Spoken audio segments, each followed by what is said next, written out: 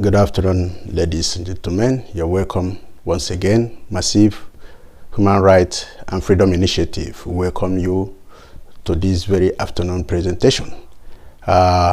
We are human rights organization and we work in collaboration with other human rights watch organizations all over the world.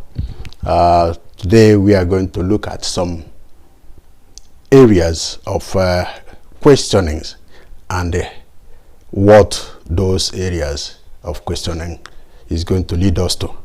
What is the question? We will introduce it as we go along. The duty of Massive Human Rights and Freedom Organization is to look at the issues on two areas: the legality areas, then the violations of the laws of international rules, and also those who are complicit. Where it is necessary, solutions will be provided. That is what the organization does. We thank you for coming. We ask you to open up your mind, be cheerful. Thank you for always listening and also making more requests. The more requests you make, the more we go into research to find what is happening.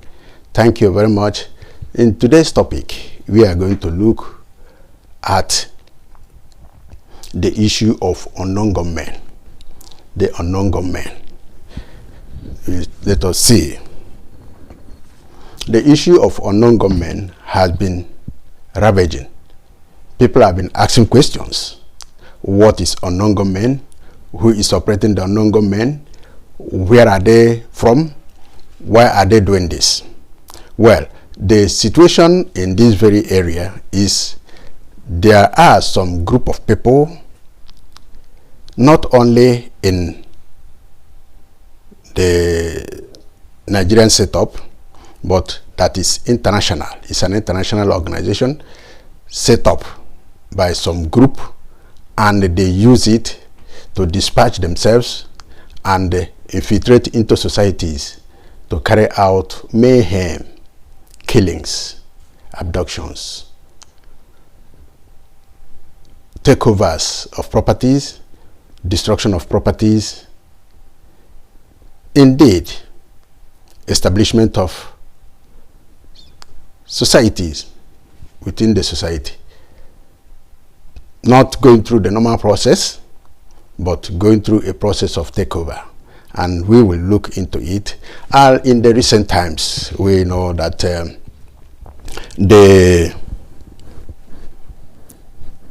the setup of the system has made it in such a way that some group of people are being alleged, and I think such allegations are a way of cover-up.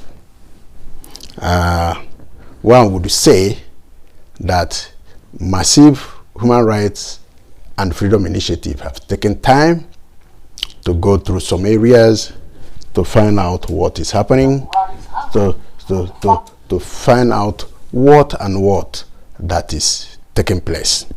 We have carried out research work, not only in Nigeria, carried out all over the world, find out what is going on and why those people are invisible and be killing people. Now, in terms of definition, we are going to see who those unknown gunmen is. The fact is that the indigenous people of Biafra, led by Mazi Nnamdi Kanu, has been accused in one way or the other of being responsible for the unknown gunmen. But in his previous teachings, in his previous broadcast, he has said that he has nothing to do with unknown gunmen. His followers have come out to say they do not know anything concerning the unknown gunmen. One of the governors, or even the governors of the Southeast, where the allegations have been made, and also Nigeria as a whole, those who understood the games have come out to say they are not the unknown gunmen, they do not know them. The question is, how, who, and where are they from?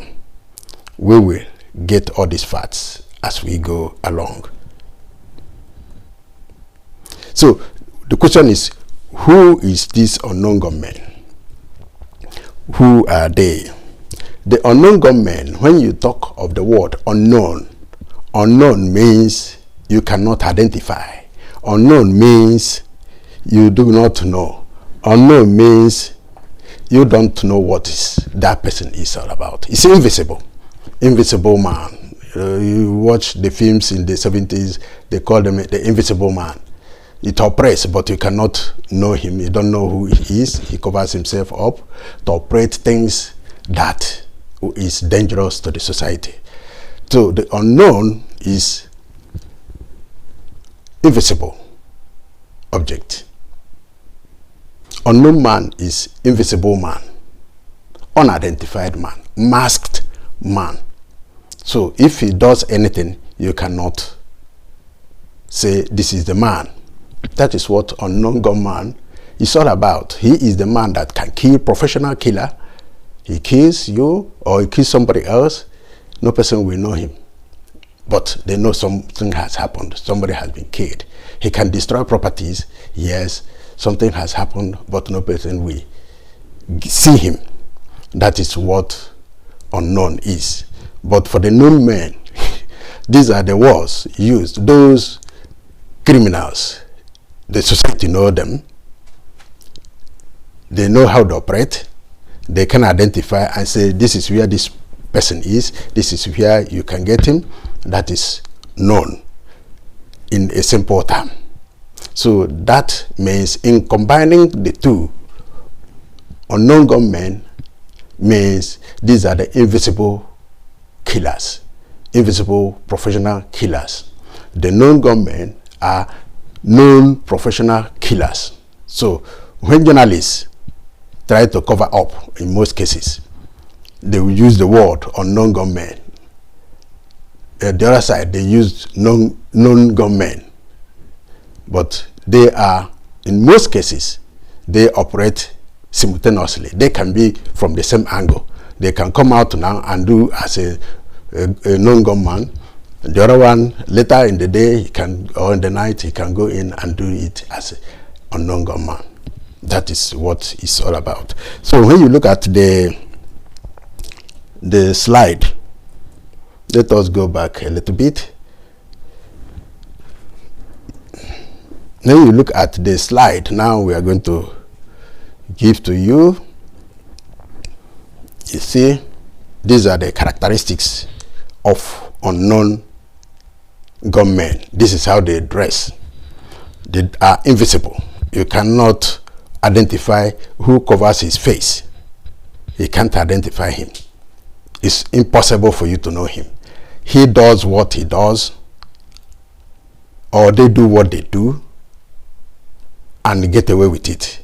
You can't identify them. You can't identify the unknown gunmen when they operate. We are only dealing with the definitions. We are not entering, not going to the real issues. Now the unknown gunman again. This, like we say, who are they? We have described it. But on the other hand, in the present day operation,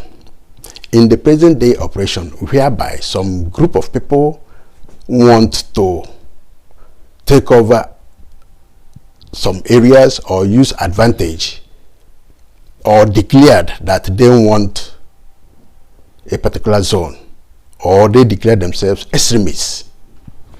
The word extremists goes to show that they go beyond their normal way of worship. There are worships and some people are more radical than the others. So when they declare themselves more radical, they take a different stand. They take a different step to do what they want to do. They have a purpose.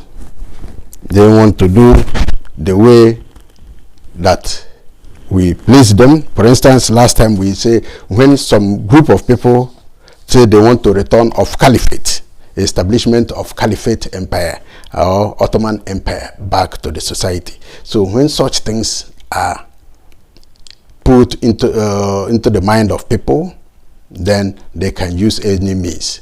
So when you look at the history of some religious establishments, you find that some did it by war, by conquest, by doing everything to get the religion to everybody. That is the way Islam came into African states. This was how, during the time of Ottoman Empire, Islamic religion was transferred to Europe. So they are the same. So when they do it in this very form. Normal Islamic or normal Muslim do not think in extremist form. He goes to his mosque, he worships, he comes back, he's good to the society, he's liberal, but the extremists create a different form in the society in such a way that they have to do it by force. And this is, they want to follow the step of the old. For instance, in Nigeria, where there was war from community to Islamize some areas. But today is so advanced that this can be done through preaching, through person to person conversion, rather than using invisible way to do it. Now let us continue. In this very time, we will still look at this very area in the definition of this invisibility can turn to terrorism. And the terrorism is a problematic term, like earlier stated by Dr. Alex Vines, who defines terrorism in terms of achievement of anything as violence, intimidation against the civilians. And once those things are in place, and the government of the country where this is in operation cannot curtail it, or in one way or the other aids those through sympathy who are carrying out the operation, means that the government is allegedly committing the same crime. It's a terrorist government, as this was defined by Dr. Alex Vines. Says if the government in Africa, because he was focusing this terrorism in African countries, especially Somalia, Nigeria, and Mali, where he made his conclusion that should these governments not do anything, they are part and parcel of the terrorism. They are committing terroristic or terrorist acts for not securing the life and properties of the people. Now we have to, as we are there, we are going to look at a particular area. Again, before we go on, we will see, before we continue the definition, we look at some certain rules by the United Nations. It says human rights, universal human rights declaration. These are the rights of the people. When you look at the Article 1, says we have the right to equality. 2, the freedom from discrimination. Article 3, which is where this project or this presentation puts its mind now, is right to life, liberty, and personal security. And who provides that security is the government. You don't, in one way or the other, take away the security of a citizen and his life and his liberty. Then we have again another area of importance in this very great is freedom from torture and degrading treatment. When the terrorists or those invisible killers come, they torture the people, their status or their rights are being put down. They are treated in a very cruel way. Then we go over straight to the area of Article 12, which says freedom from interference with privacy, family, home, and correspondence. This is a very good area we have to note. Then we leave others, we go to Article 17, which says right to own property. Then 18 is freedom of belief and worship. Freedom of belief and worship. This is where the issue of terrorism comes in. We are imbued to believe in what we want to worship. We are allowed, we have right to worship without compulsion any religion we want to worship, or if we don't want to worship anything, we have right to say, I am not worshiping anything. I want to be atheist, or I can be a Christian, or I can be a Muslim, or I can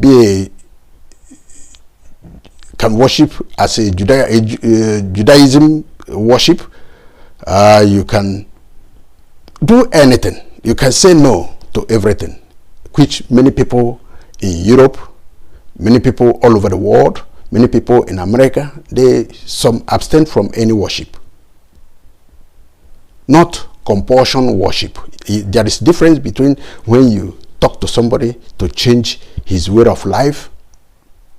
It is left for the person to say, yes, I need it or I don't need it.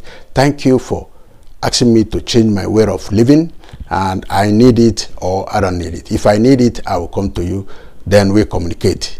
That is the life, not life of compulsion. If you don't do it, I kill you. That is very, very abusive and violation of the right of the people. This is where massive human rights and freedom initiative comes in line with other human rights organizations and Human Rights Watch as entailed in the United Nations Declaration of Human Rights.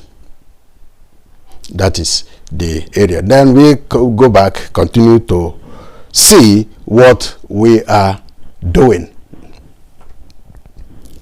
So in terms of this, we have defined what the right of the people is. You have right to worship. No person need to compel you to worship or to force you to worship in this 21st century.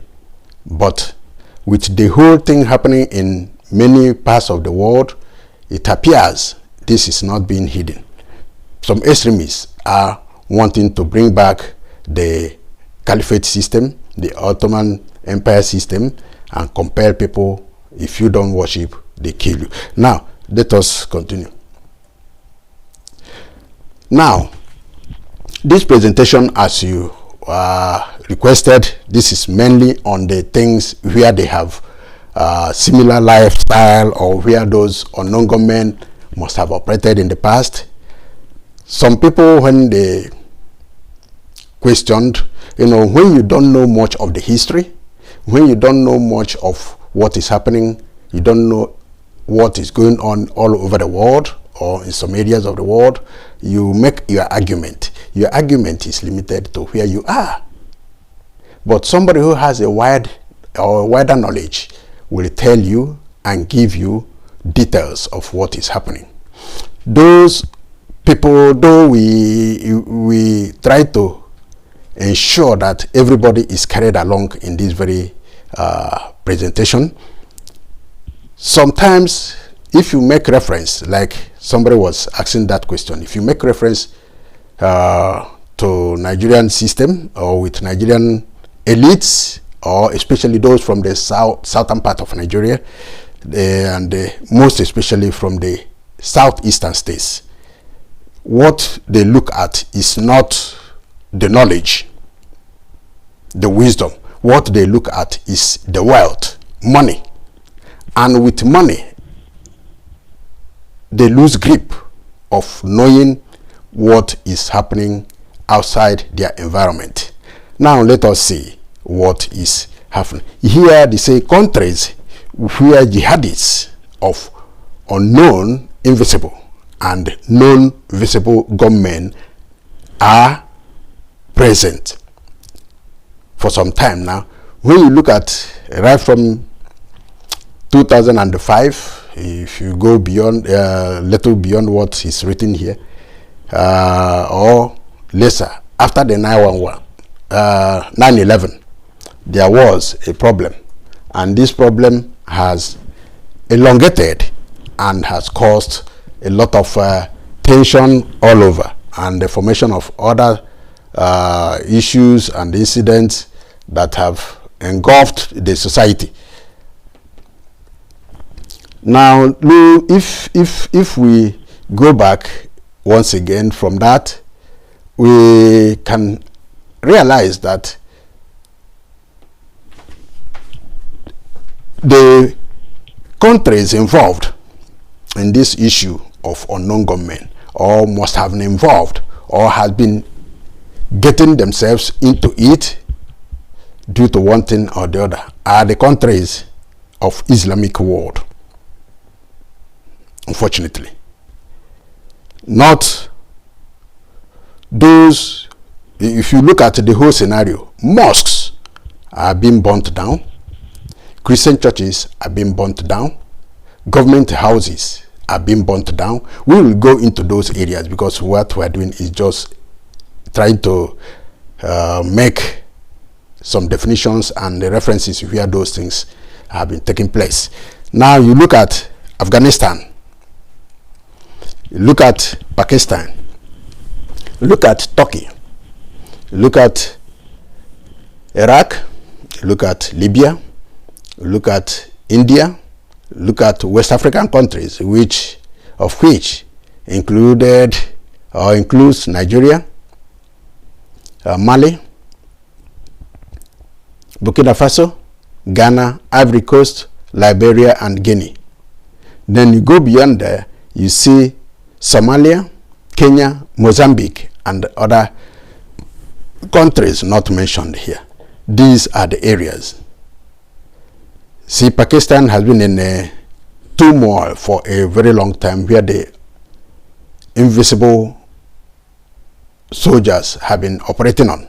Pakistan, is also in the game. Turkey is also in the game. Iraq has been shattered, and there have been operation of killings by the Islamic centrists or the extremists who want to re-establish the Islamic system. In Libya, after Muammar Gaddafi, there has been a problem. India, there has been an issue of Kashmir and all the rest. In Nigeria, there has been an issue of Boko Haram, the bandits, the Fulani Hismen, the ISWAP, all of these things. You go to Somalia, you see the Al-Shabaab. You go to, they control both Kenya and this in Mozambique, the same. In Ivory Coast is the same. We will get out details of their destructions from one country to other to show. All this is to show that what is happening in the southeast of Nigeria is not purely from the area where people are thinking. The journalists are making the issue of southeast unknown gunmen as if it is I don't know how to describe it, but they are portraying it as the people who invented and be doing unknown gunmen issue. But we will get there to tell the journalists as well and the world that it is not these people. From the beginning, where their leader says they are not unknown gunmen, they do not know them, but they hear as others hear. So we look at the countries where those countries designated red, including the access here in Nigeria. You see, the countries, all countries of West Africa are being designated red, and they are called the Muslim majority countries. Now, we will now go back to the video and watch radio and watch some certain informations before we get away from here. We watch some certain informations that is ravaging the nation. So as we watch, we will get you all the required information. Now, in Nigeria, as we continue to say, the hitmen, the bandits, the Ashwabs, and those who help the Boko Haram are all almost foreigners. They are not indigenous of Nigeria. The indigenous of Nigeria, the Fulanis of Nigeria, are not those people who are ravaging the nation, but it is either their friends or those they contracted or those they have that want to settle in Nigeria or want to carry out the Islamic agenda that is ravaging the country. Now let us see what these people will say about the menace in Nigeria and how government as well is defending them. Which has claimed and is still claiming many lives in Nigeria. Some lawmakers in the Senate were locked in a major disagreement during legislative proceedings Thursday, March the 12th. Trouble started when a federal lawmaker, Senator Nnamdi Baribe, expressed concern over comments made by President Buhari recently in London that the herdsmen who have killed many Nigerians were trained and armed by the late former president of Libya, Muammar Gaddafi. However, Senator Baribe's comments questioning the competency of President Buhari displeased some APC senators, particularly Senate Leader Ahmed Lawan. Mr. President, yesterday in London, the Commander-in-Chief of the Armed Forces of Nigeria and the President of Nigeria said that these killings were as a result of the people who were trained by the late Muammar Gaddafi. And so, implying that these people who are doing these killings in Nigeria are invaders from outside of Nigeria. And if he says that they are invaders from outside of Nigeria, what it means is that it now validates my last point on this floor. When a commander-in-chief says that he cannot take care of invaders invading Nigeria, why is he still a commander-in-chief?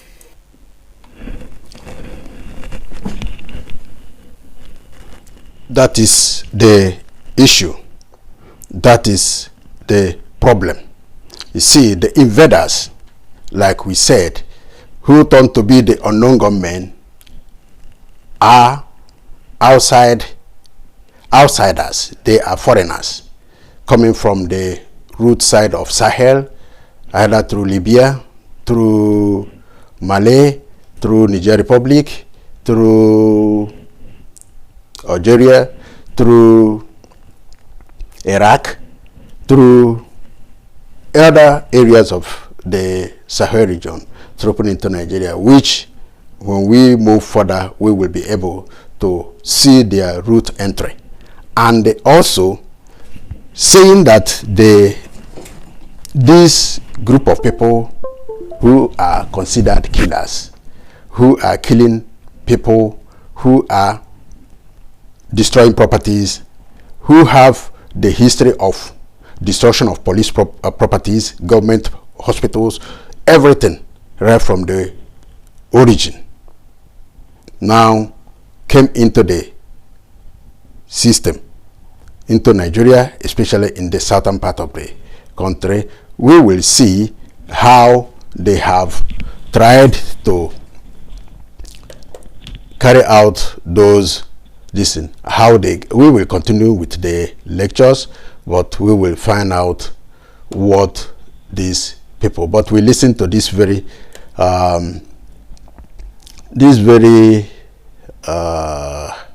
radio broadcast from one of the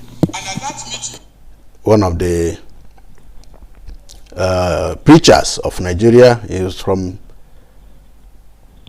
He's a member of Kanu and has worked with National Assembly, and we try to see what is happening from the description we have given now. The reason of OIC is that Africa is the only continent that has the largest population of Muslims in the world. Therefore, the entire continent should be Islamic. They produced a 322-page document. After that strategy session, 156 pages focused on Nigeria. They identified 7 key nations that must be captured before they can turn Africa into an Islamic continent. The 7 nations are Nigeria, Kenya, Liberia, Malawi, Cote d'Ivoire, South Africa, and Democratic Republic of Congo. OIC says these 7 nations must primarily be Islamized. And of these 7 nations, Nigeria is number 1. Once they Islamize Nigeria, then there is no problem with Islamizing Kenya. So when you hear of terrorist attack in Kenya, that they attack the mall in Kenya, it is not isolated from what Boko Haram is doing in Nigeria. It's the same. Get the connection. After they did that, OIC now zoned Nigeria. Now this is interesting. Our current geopolitical zone structure, South-South, Southeast, Northeast, Northwest, North Central, you know it was not designed by any Nigerian government. I hope you know that. Or you don't know? I hope you know that there is no Nigerian law backing it. I hope you are aware that it was not passed by any constituent assembly or by any constitutional sitting or by any national referendum. It was designed by OIC in 1983. OIC broke Nigeria into 6 zones.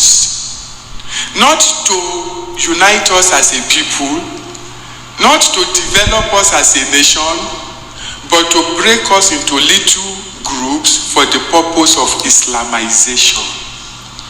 They have taken the Northwest. They have placed a stamp of Islam on it, Sharia.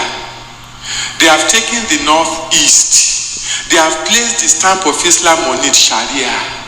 They are battling furiously for the North Central, while the train at the same time has transformed into a political machinery and has moved into the Southwest. So the next battleground. So thank you. That is the issue. Now when you look at this, you see the states mentioned, you see the names of the countries, When you look at the names of the countries, you find out why the invisible soldiers, why the unknown gunmen are killing. Look at the countries once again, as he mentioned.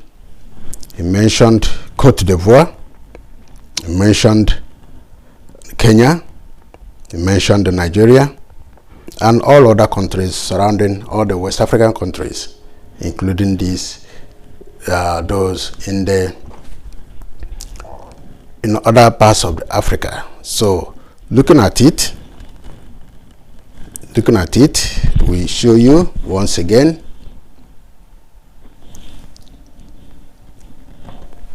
So you see the names of African countries where you have the red colors are the areas mapped out for Islamization, and it is not a joke. They are not playing. This was issued out, the last preaching we just had now was in 2005. How many years later? What is happening in the country of Nigeria? Now we see this. In the United Nations, these are the issues, problem that is ravaging. There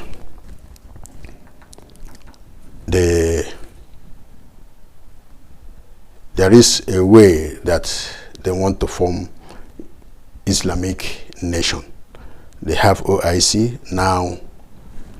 With things happening and the encouragement and everything, people are being afraid of what might happen. There are confusions everywhere. When you look at the script here, it says the fate of, this was said by the Turkish president, the fate of the world's 1.7 billion Muslims is no longer in the hands of the 5 permanent members of the United Nations. 5 permanent members of the United Nations.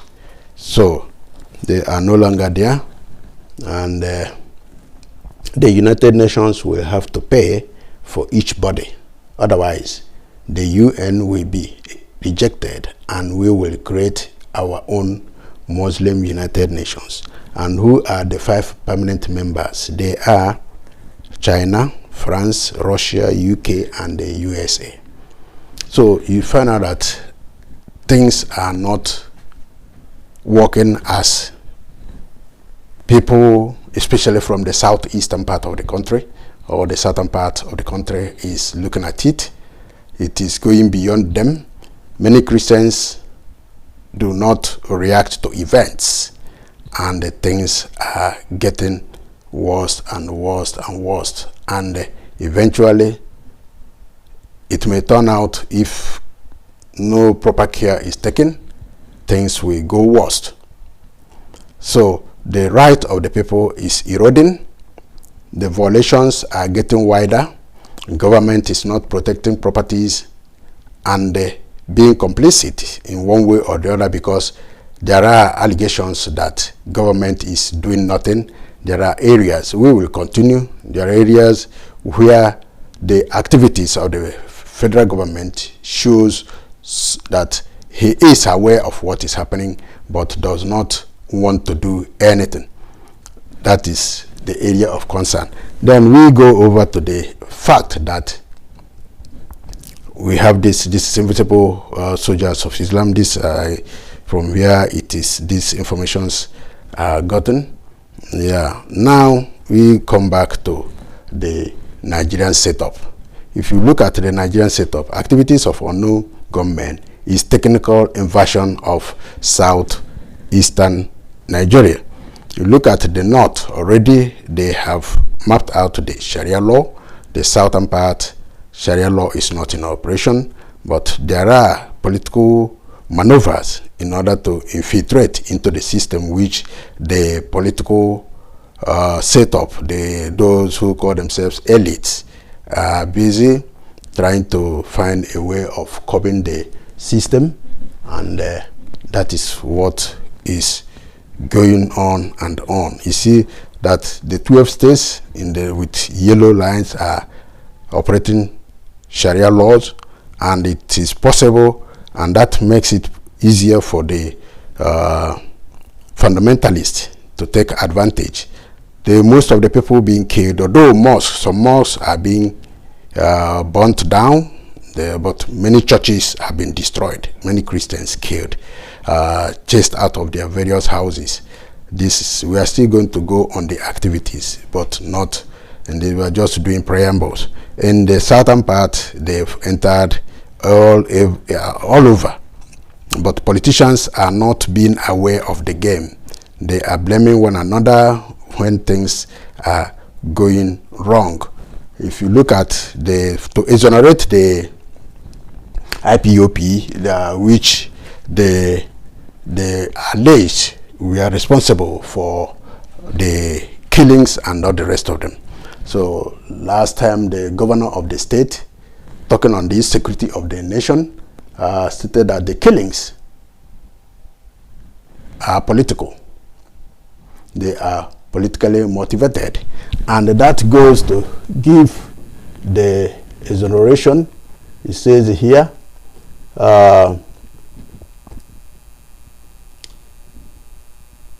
Uzodinma noted that the killings in the past of the state were politically motivated, as against reports in some quarters that they were the handiwork of IPOP. That exonerates this struggle for the indigenous people, because once they were tagged terrorists, then the planners and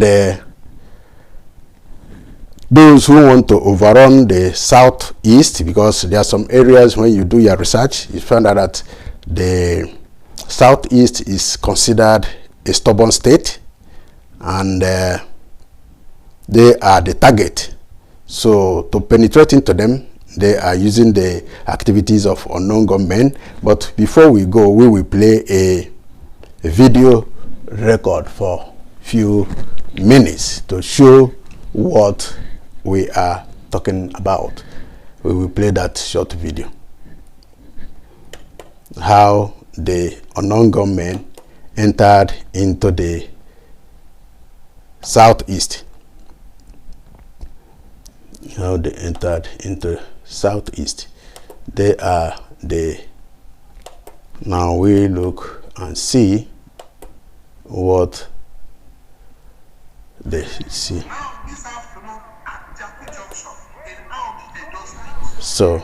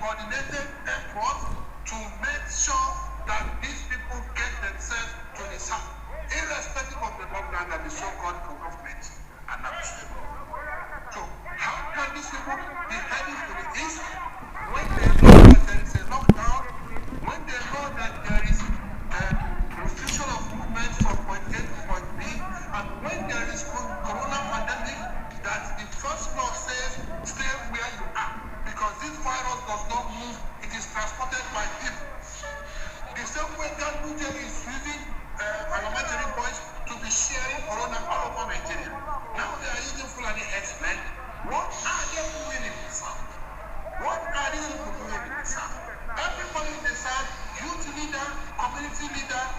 whatever you have, say katana, something is happening, but I tell you, I don't know what that is.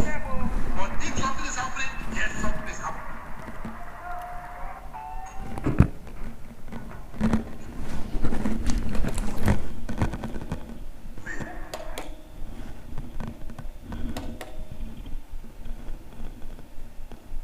Something is happening. That is the last word. Something is happening. So when such number of people are being transported directly from Sahel, when people were locked down, then the military, the police are forcing those in the southeast, in the south as it may be called, and the southwest to go into their houses. People are being transported down to those areas, which means something is happening. That is the issue. Something has gone wrong, and I do not know. I cannot explain to you. This is the way it is. There are other videos, a lot of them, all over. Those being transported to the western side through Lokoja to Ekiti, then some in Ibadan, some in all over. So you see that the insecurity was created by the government lapses, and they have motives, because there have been interactions, like I was giving in the last election, the effect of some bilateral diplomacies. Some of them are delicate. You have to understand the implications of some diplomatic relations in areas, especially during the time when danger is knocking on the door. So these are the things, but it is our duty as an organization to alert, to give people what they may know, the legal implications. We will say that those legal implications are now the killings and the inability of the government to protect the life and properties of the citizens, and that makes it to be complicit.